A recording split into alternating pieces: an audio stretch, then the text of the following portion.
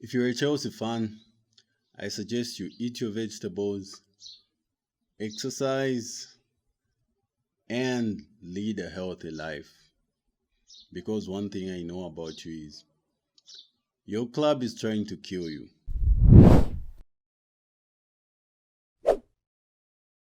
Our season is going to be worse than last season, which is which is hard to believe for me and for other people. I'm sure after the season that we had last season, we never expected to be going through this. We never expected this to be our season, like the start of the season.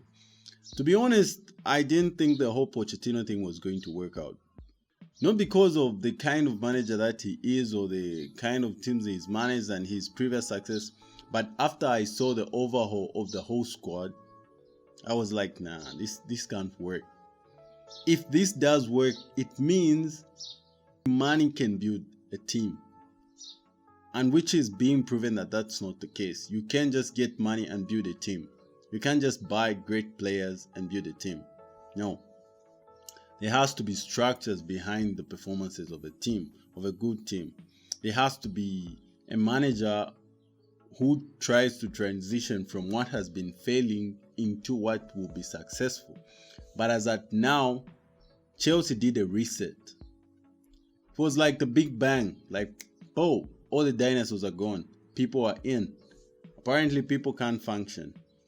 These people are young people. We expect mistakes from them, but we also expect at least a goal from time to time, which we are not getting.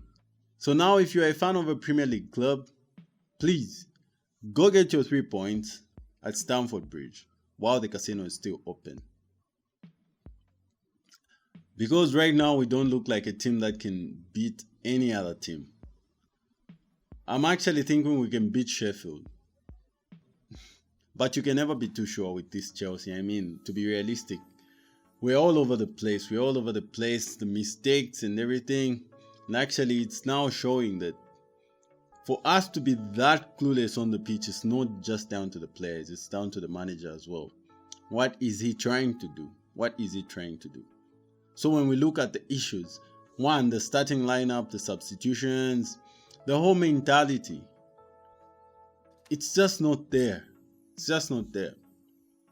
You can look at Pochettino and say he's a class manager, but I'm seriously starting to doubt that. He is not having a grip at things. And this is where this whole becomes a step back because Graham Potter was fired and Poch was supposed to be the one who was supposed to lead the project going forward. But you know what I think? I think Graham Potter is actually better than Pochettino because Graham Potter was brought into the club to manage an excess number of players to start with, and these players were not even playing for the club. So what did they do? They got rid of him. Poch came in.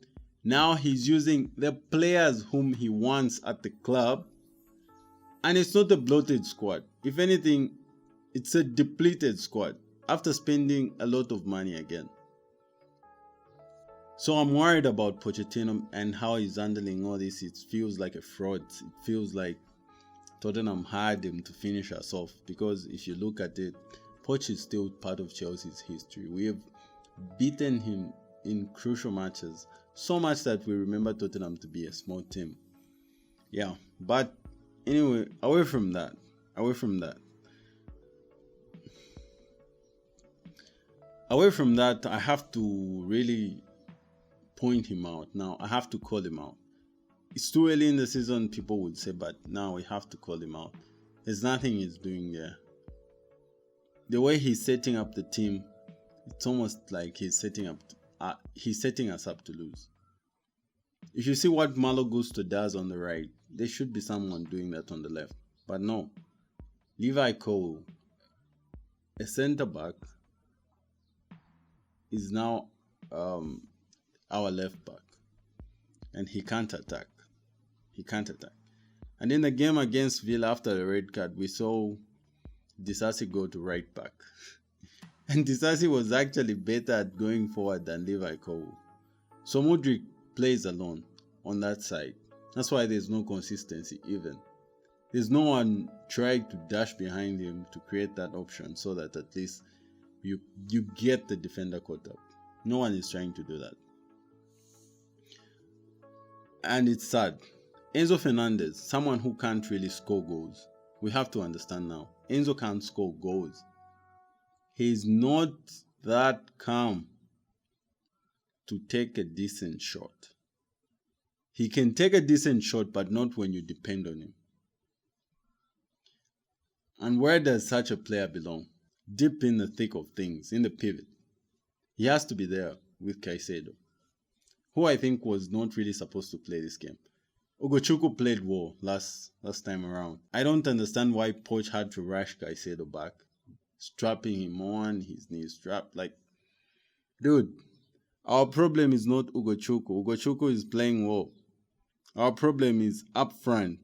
You don't need to rush players like Caicedo back. You don't need that.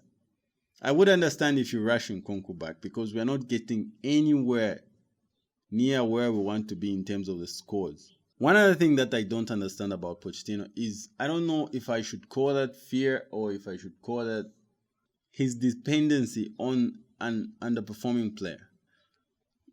I saw this at Tottenham. If you remember at Tottenham reached the final of the UEFA Champions League without Harry Kane in the team. So it was the Lucas Moura who were pushing the strings, but Kane was fit for the final. And instead of just playing the team that got you to the final, Poch decided to bring back the guys from the injury to start the final match. So those guys pushed him to the final. And instead of starting the same people in the final, he put the players who are just from injury back into the team. How do you do that? This lack of trust in players is what I don't like about this manager. You know, managers like Van Gaal, I have to give respect to Van Gaal. Like, he's a manager who's just concerned with the team winning.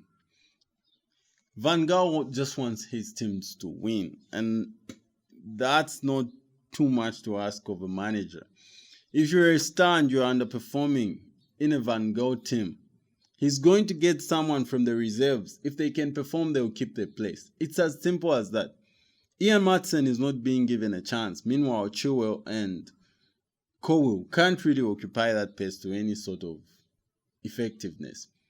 And we're supposed to believe that Pochettino is well known for coaching young talent. I don't think that's the case. Because these guys that he got out of Tottenham the time he walked through the door were just guys who were not up to it.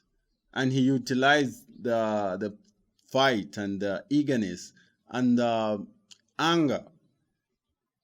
The hunger of the Hurricanes, the Danny Roses, these guys, the young ones, the Dele Allis. He utilized that well. But the thing is, if Tottenham were spending money that time, he wouldn't even have trusted them, I think. Because right now, Chelsea can look to the younger talents. Chelsea can look to the younger talents. I don't understand the whole thing of maintaining a team which doesn't seem to get you anything. Why do you do that? Every person who's watched football will tell you, if a team is not good enough but it's winning, you maintain it. You maintain a winning team, even if it's not good enough. You maintain it. That's how it works. But you can't maintain a team that's losing. Where have you seen that work? You can't just maintain the same 11, which has not been getting you results. You say, no, what that means is, he's actually saying, we are not really losing matches, we are just unlucky. He's saying that starting 11 is the best as at now. So we are not winning games because we're just unlucky. And how can a manager be thinking in those lines? It doesn't work. It doesn't work. Basic things like putting Gallagher in the pivot while Enzo plays the 10. Enzo can't be a 10. Just let him be involved in the game. We know where he plays best. Why are you trying to do all these things that dumb things and calling them hybrid? It doesn't work. You can't just do that and expect to get results. No. Why is Sterling playing the whole 90 when the guy is only a shadow of what he used to be? Maybe he played well in the first 2 games, but recently he's not doing well. Play Palmer. Why can't you take that gamble? And why is Chelsea going to always have a manager who's so afraid to lose that they can't even make sound decisions? Because you have to be brave to some certain extent. If you are a manager, you have to be brave. You have to make decisions that people cannot make. That's why you're in charge. You're in charge because you are supposed to make the tougher decisions. The tougher decisions you make, the easier your life is. This is not even rocket science. Make the tougher decisions. Bring in players who you think can change things. Give them faith. Right now, people know they are not going to start the same game, even though this game, the players that started it were all over the place. Chelsea is really draining us. It's really trying to kill us. That's why I'll end this video by wishing you well. If you're a Chelsea fan, I hope you found love. I hope you found financial freedom. I hope you're stable. I hope you're living in a good home. I hope you have your loved ones with you. I hope the people that are significant to you are well within you, are around you, because Chelsea is trying to kill you.